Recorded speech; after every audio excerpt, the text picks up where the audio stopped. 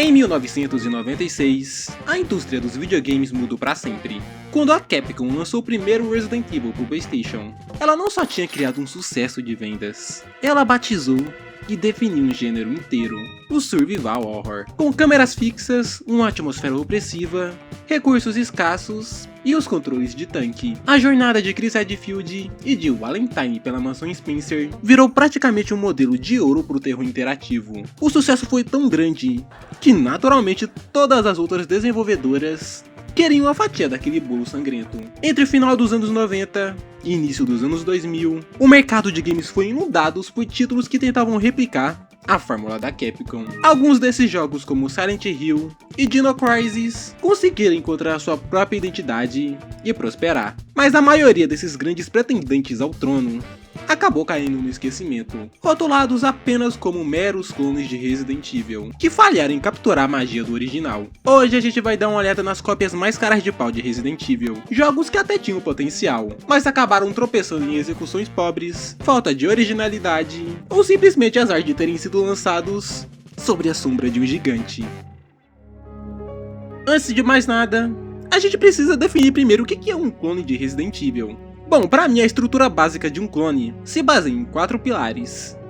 Que é a perspectiva, que é com aqueles cenários pré-renderizados e os ângulos de câmeras fixos, o controle de tanque, gerenciamento de recursos e a progressão por puzzles. Quando o jogo segue esses 4 pilares sem adicionar nada de novo e sem o polimento necessário, pra mim, eu identifico ele como uma cópia. E pra começar essa lista com chave de merda, a gente começa com o primeiro, Countdown Vampires.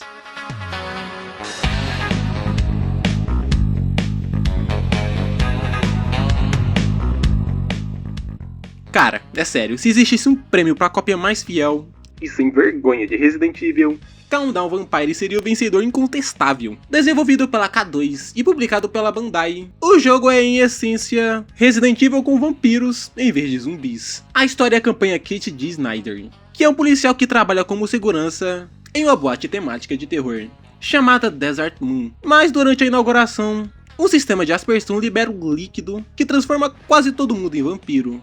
E o Kate precisa sobreviver à noite e encontrar uma cura. Countdown Vampires falhou porque ele não tinha uma identidade própria. Tudo, desde a interface do usuário e até os sons do menu do jogo, era uma cópia descarada de Resident Evil. O jogo até tentou inovar com um sistema de água benta, que servia para purificar os vampiros em vez de matar eles. Mas a mecânica era tediosa e quebrava o ritmo do combate. Além disso, o design dos inimigos era genérico e a dublagem conseguia ser ainda pior do que o primeiro Resident Evil. Mas só que sem aquele charme trash, que tornou o jogo da Capcom memorável. Get out of here! They're vampires!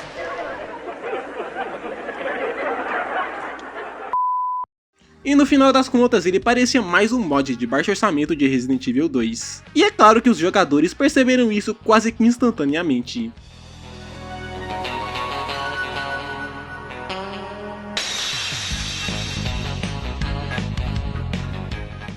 Agora bora pro segundo jogo da lista. Lançado para o Sega Dreamcast pouco antes do lendário Code Veronica, KRR tinha a ambição de ser o primeiro grande survival horror da nova geração. Desenvolvido pela Jaleco, o jogo trocava a mansão Spencer por um porta-aviões de alta tecnologia, infestado por uma mutação orgânica. O jogador assume o papel de Jake Engels, que é um investigador enviado para descobrir o que aconteceu com o navio. O jogo apresentava ambientes totalmente em 3D, o que vai completamente contra o primeiro pilar que eu falei há minutos atrás. Mas sinceramente o vídeo é meu, e eu coloco quem eu quiser na lista. Então, esses cenários em 3D eram uma evolução técnica em relação aos cenários pré-renderizados do PlayStation. Tá, mas por que ele falhou?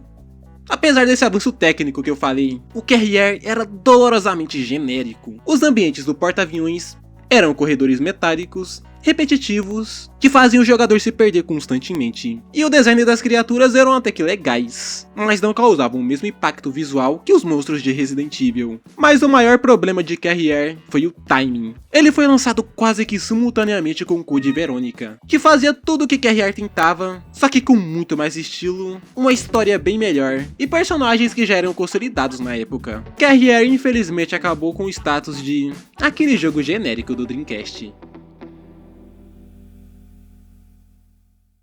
Agora bora pro terceiro jogo da lista, que na minha opinião é até um caso bem fascinante, Martin Gothic. Desenvolvido pela Creative Reality, o jogo tentou levar a fórmula de survival horror para Marte, mas com a reviravolta mecânica eu diria. O jogador controlava 3 personagens simultaneamente, só com um porém, eles nunca poderiam se encontrar. Se 2 personagens entrassem na mesma sala, por exemplo, o jogo terminava instantaneamente por causa de uma infecção viral. Mas o problema desse jogo foi a execução dele, que foi um pesadelo de design. O jogo exigia que o jogador trocasse itens entre personagens através de um tubo de vácuo. Os inimigos eram praticamente imortais, porque eles voltavam à vida alguns minutos depois que você matava eles, que combinando com a escassez extrema de munição, tornava a experiência muito frustrante. No final das contas, esse jogo tinha suas ideias e uma atmosfera de isolamento excelente, mas a sua dificuldade punitiva e mecânicas mal feitas afastaram até os fãs mais dedicados do gênero. Agora bora pro caso número 4, Deep Fear.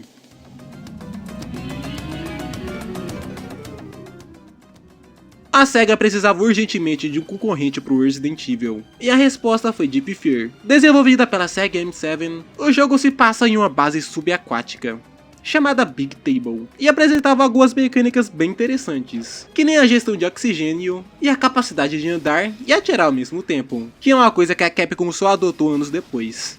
Deep Fear é frequentemente considerado um bom jogo, mas um fracasso comercial ambulante. E o motivo principal foi um lançamento. Ele chegou ao mercado europeu e japonês no final da vida do Saturn. Isso quando o PlayStation já dominava praticamente o mundo todo com o Resident Evil 2. Aí tem um outro porém. Nos Estados Unidos o jogo nem foi lançado, o que privou ele de um mercado vital. Hoje em dia esse jogo é um item de colecionador caríssimo, mas na época foi só mais uma vítima da sombra da Capcom.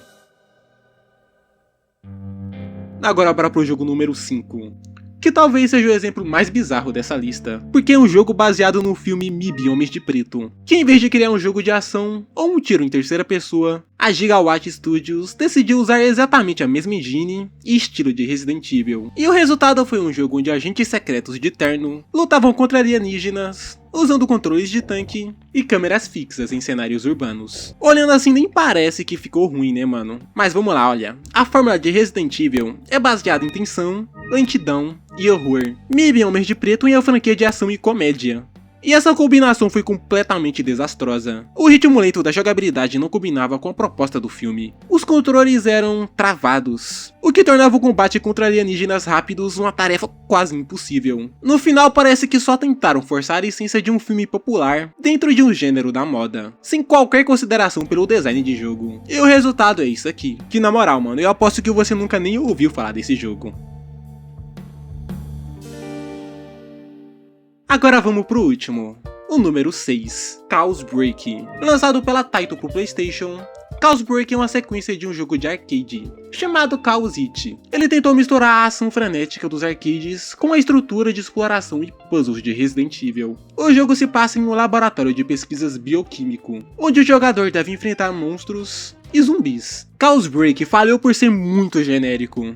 Em 2000, o público já estava cansado de laboratórios secretos e experimentos biológicos que deram errado. O jogo não trazia nenhuma inovação mecânica significativa, e os gráficos eram bem ruins, até para os padrões da época. A jogabilidade tentava ser um pouco mais voltada para a ação, mas os controles de tanque tornavam o combate bem mais frustrante do que agradável. E para completar, ele foi lançado em um momento em que o PlayStation 2 já estava nascendo, e ninguém tinha a menor paciência para mais um clone de terceira categoria de uma fórmula que já estava começando a mostrar sinais de cansaço.